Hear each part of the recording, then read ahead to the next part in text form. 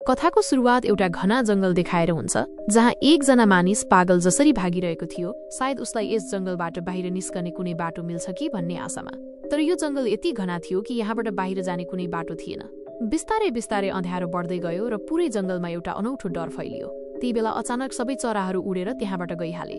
यो मान्छेले धेरै माइलको यात्रा गरिसक्दा पनि उसलाई पुरै जंगलमा एउटा पनि जंगली जनावर देखिएन। त्यो मानिस अझै तीव्र गतिले भाग्न थाल्यो, तर धेरै घण्टाको यात्रापछि त्यो मानिस अचानक एउटा ठाउँमा आएर रोकियो र उसको अनुहारमा निराशा छायो, किनकि उसको अगाडि त्यही 108 नम्बर भएको साइनबोर्ड थियो जसमा लेखिएको थियो डेक्स पोइन्ट अफ डेक्स। यसैले अब ऊ रुखमाथि चढ्छ, तर त्यही बेला त्यो रुखको हाँगा भाँचियो, जसले गर्दा त्यो मानिस निकै उचाइबाट तल जमिनमा खस्यो। रुखबाट लडेपछि ऊ धेरै घाइते भइसकेको थियो। उसलाई निकै गहिरो चोट लागेको थियो। यस घटनाको 6 दिनपछि हामीलाई शहरमा मीना नामकी एउटी केटीलाई देखाइन्छ, जो एउटा चरा पसलमा काम गर्छिन्। त्यही बेला उसको मालिक आउँछन् र मीनालाई एउटा सुनौलो सुगालाई शहरबाट टाढा एउटा चिडियाखानामा पुर्याउने आदेश दिन्छन्।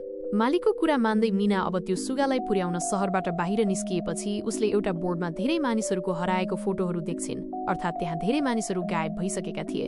तर मीनाले तिनीहरूलाई खासै ध्यान दिन्नन् र अगाडि बढ्न थाल्छिन्। अगाडि बढ्ने क्रममा मीना छोटो बाटोको लागि त्यहाँ आउँदा मीना नराम्रोसँग फसेकी थिइन्। उसले आफ्नो मोबाइलमा नक्सा हेर्छिन्, तर त्यहाँ मोबाइलको सिग्नल आइरहेको थिएन र उसको कारको रेडियो पनि काम गरिरहेको थिएन। मीना अब त्यहाँबाट फर्किन थालिन्, तर अब उसलाई त्यहाँबाट बाहिर निस्कने कुनै बाटो नै थिएन। तर त्यहाँ वर्ड पर कुनै पनि मद्दतको नामोनिशानसम्म थिएन। त्यसपछि ऊ फेरि त्यो ठाउँमा फर्किन्छिन् जहाँ उसले आफ्नो गाडी राखेकी थिइन्, तर त्यहाँबाट उसको गाडी गायब भइसकेको थियो। यो देखेर ऊ धेरै चिन्तित भइन्। मीनालाई अब डर लाग्न थालेको थियो, किनकि जमिन पनि जोड-जोडले हल्लिरहेको थियो। मीनालाई त्यहाँ वरपर कसैको उपस्थितिको अहसास हुन्छ। त्यही बेला अचानक मीनाले टाढा कसैको छाया देखिन्। मीना दौडेर त्यसको पछि लागिन्, तर उसले त्यहाँ कसैलाई पनि भेटिनन्। त्यही बेला अचानक मीनालाई एउटी बुढी महिला देखिन्। एक पटक फेरि मीना यो बुढी महिलाको पछाडि लाग्छिन्। अचानक त्यो बुढी महिला फेरि गायब भइन्। मीना जब उनलाई खोज्दै अगाडि बढिन्, तब उनले टाढा जंगलमा एउटा ठूलो कोठा देखिन्।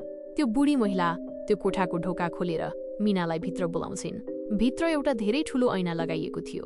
त्यो बुढी महिलाका साथ यहाँ 2 जना अरू मानिस पनि थिए। मीना डराएर ती मानिसहरूलाई सोध्छिन्, यो कुन ठाउँ हो? यसमा त्यो बुढी महिलाले जवाफ दिइन् कि यो ठाउँलाई हामी दी कोप भन्छौं। मेरो नाम म्याडल हो। मीना डरको मारमा सोध्छिन् कि यो आवाज कुन चीजको हो? तब कियारा मीनालाई बताउँछिन् कि यिनीहरूलाई हामी वाचर्स भन्छौं। तिनीहरू ऐनाको अर्कोतिरबाट हामीलाई हेरिरहेका छन्, तर हामी तिनीहरूलाई देख्न सक्दैनौं। तिनीहरू हरेक रात घाम अस्ताएपछि यहाँ आउँछन् र हामीलाई हेरिरहन्छन्।